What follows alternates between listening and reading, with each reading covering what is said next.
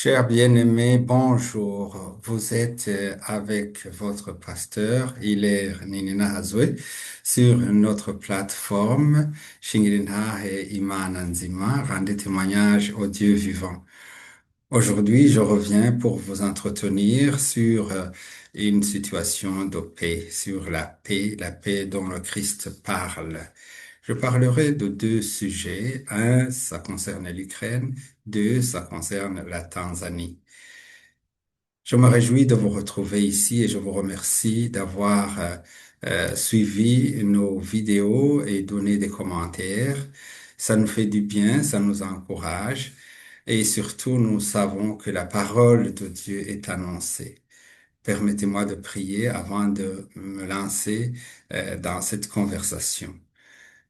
Éternel Dieu, je te remercie. Je te remercie de nous avoir gardés jusqu'à l'heure où nous sommes. Nous sommes ici pour écouter ta parole.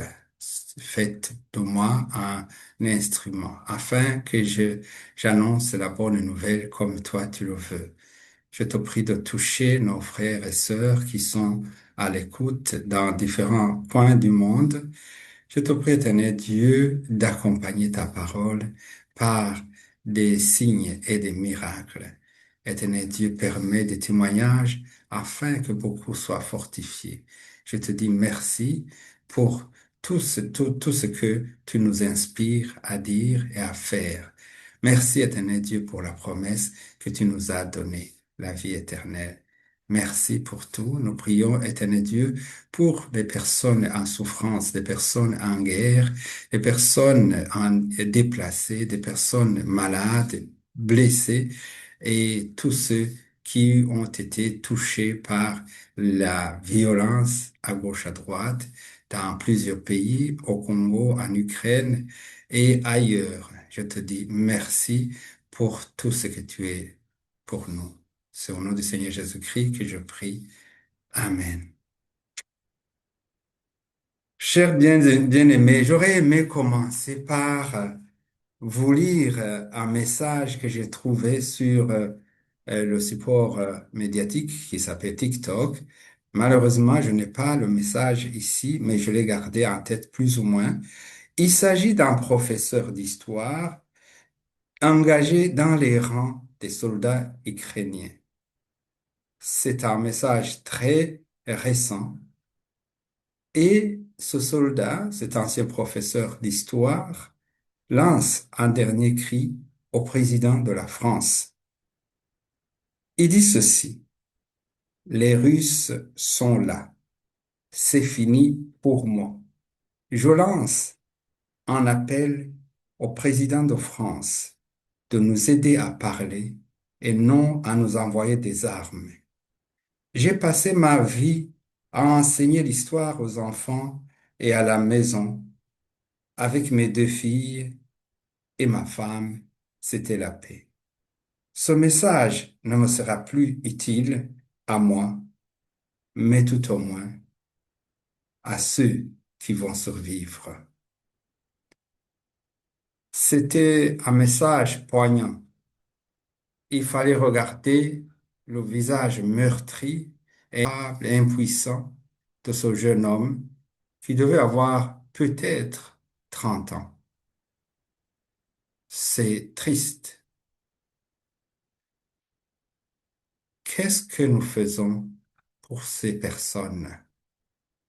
Ici, en Allemagne, beaucoup de personnes se sont plaintes lorsque notre chancelier a donné un message comme quoi l'Allemagne n'allait et l'Europe n'allait ménager aucun effort pour envoyer les armes nécessaires à l'Ukraine pour que celle-ci puisse attaquer à l'intérieur de la Russie.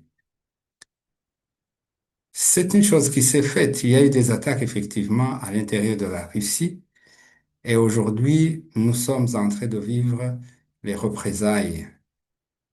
Beaucoup d'Allemands ont été frustrés, moi y compris, et il y en a même qui ont donné un message au président de la Russie en allemand parce que ils savent bien qu'il parle allemand, demandant euh, qu'il est, qu'ils tiennent en compte que les décideurs ont décidé pour eux, mais que le peuple, la majorité, ne veut pas la guerre. J'ai déjà eu à m'expliquer sur cette plateforme que je ne fais pas de guerre. Et je ne ferai pas de guerre. Je ne suis pas seulement un pacifiste, mais je suis un chrétien. Je crois à la résurrection du Christ et au retour du Christ. Jésus-Christ nous a parlé de la paix. Il nous a donné la paix. Il nous a laissé la paix. Et c'est ce que je vais vous lire dans Jean 14, euh, verset 27. Il est écrit ici, je pars, mais je vous laisse la paix. C'est ma paix que je vous donne. Je ne vous la donne pas comme le monde la donne. C'est pourquoi ne soyez pas troublés et n'ayez aucune crainte en votre cœur. Oui, il faut avoir la paix. Cette paix en Christ, c'est la paix qui est durable, c'est la paix qui est rassurante. J'ai cherché à comprendre pourquoi les gens se battent, pourquoi s'entretuent-ils. Je crois qu'avec le temps, nous avons compris. Dans la région des Grands Lacs, ça fait presque une- un siècle que cela se passe sans grande interruption. Nous savons que l'on ne se bat pas pour la différence, mais on se bat pour le manger, pour gagner et gagner plus. Qu'à cela ne tienne, nous n'allons pas passer beaucoup de temps là-dessus. Ma position est la même. Arrêter la guerre parce que les meurtriers ne mettront pas pied au paradis. Les complices non plus. Ceux qui ont de la haine non plus. Ils ne mettront pas le pied au paradis. Ceux qui ont refusé de pardonner, eux non plus ne mettront pas pied au paradis. Je reviens alors sur le deuxième sujet. Jésus-Christ nous a laissés quand il est parti et les disciples ont créé ce qu'il avait commencé, ils ont concrétisé ce qu'il avait commencé avant de partir. Ils ont créé l'Église. J'ai lu dans Internet ce que l'apôtre Paul a dit sur l'Église. Il dit, l'apôtre Paul a enseigné que la véritable Église du Christ est fondée ou édifiée sur le fondement des apôtres et des prophètes, Jésus-Christ étant lui-même la pierre angulaire. Jésus-Christ est le fondement de notre foi et l'Église qui porte son nom. Pourquoi je dis cela? Au commencement, l'Église, ça a été conçu pour annoncer la bonne nouvelle, comme c'est dit dans Marc 16 ou dans Matthieu 28, 19. Lorsque Jésus voulait partir, il a demandé à ses disciples d'aller dans le monde entier et d'annoncer la bonne nouvelle, comme je vais vous le lire. Il a dit, euh, allez dans le monde entier Faites des disciples parmi tous les peuples, baptisez-les au nom du Père, du Fils et du Saint-Esprit, et enseignez-leur à obéir à tout ce que je vous ai prescrit. Voici, je suis moi-même avec vous tous les jours jusqu'à la fin du monde. Ça, c'est la mission que Jésus a confiée à ses disciples. Aujourd'hui, nous observons toutes sortes de choses, toutes sortes de missions qu'on appelle l'Église.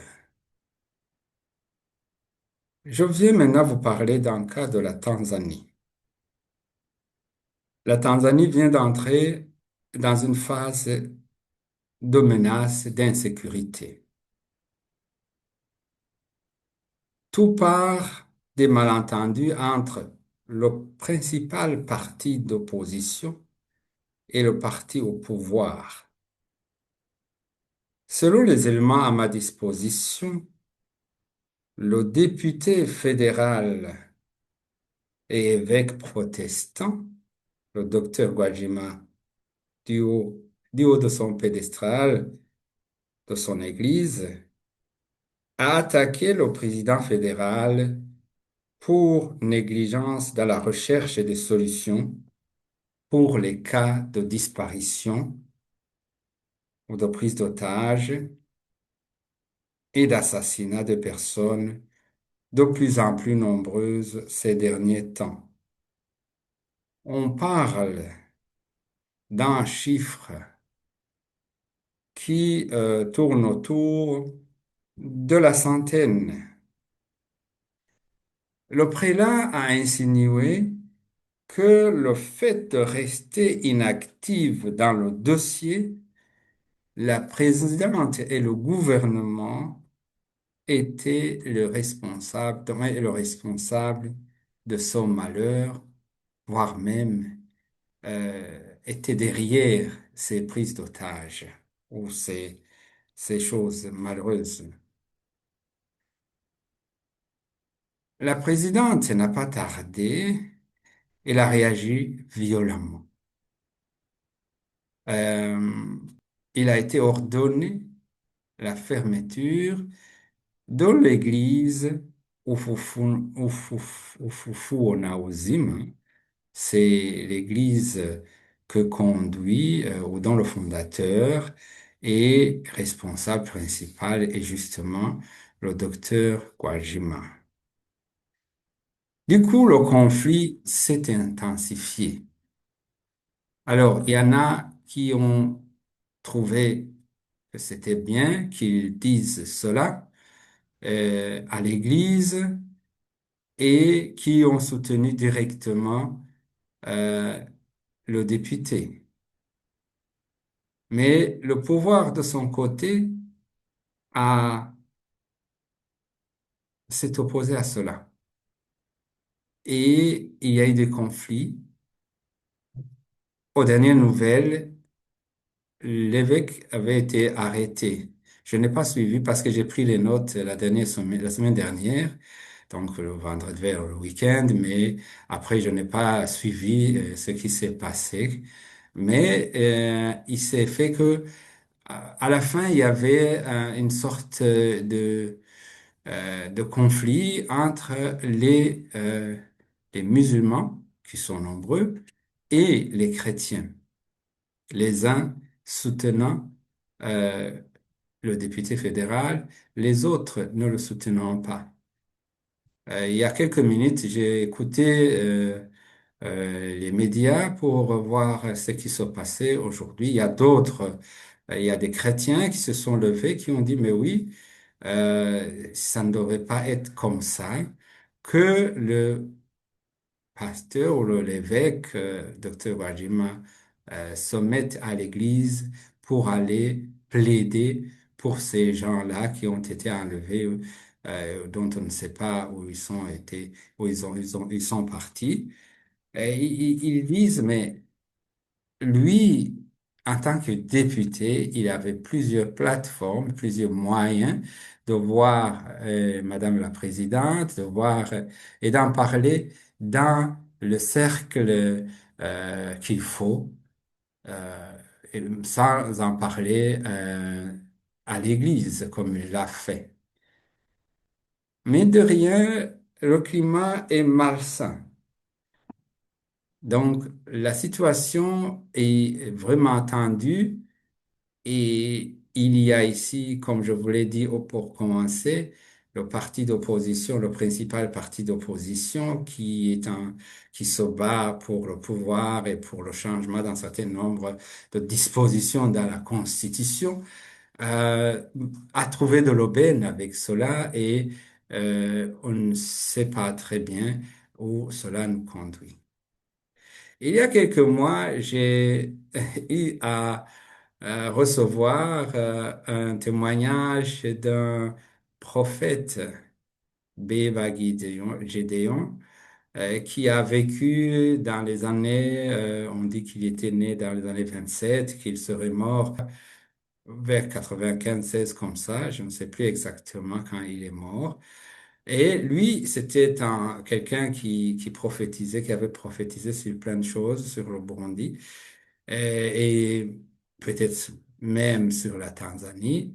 J'ai pu m'entretenir avec trois personnes qui l'ont connu. Deux l'ont connu personnellement. La troisième ne l'a pas connu, mais il a reçu des témoignages de lui et ce qu'elle m'a dit, c'est que les trois personnes m'ont donné, je les ai par écrit pour ceux qui veulent les avoir. Il y a moyen de vous les faire parvenir euh, si vous le souhaitez. Bon, moi, dans ce témoignage, je n'ai pas trouvé ce que les autres ont pu écrire ont publié sur les médias, en tout cas sur YouTube, où on parle de la venue du Christ, que ça sera quand le premier réfugié tanzanien va arriver au Burundi. Je n'ai pas eu cela.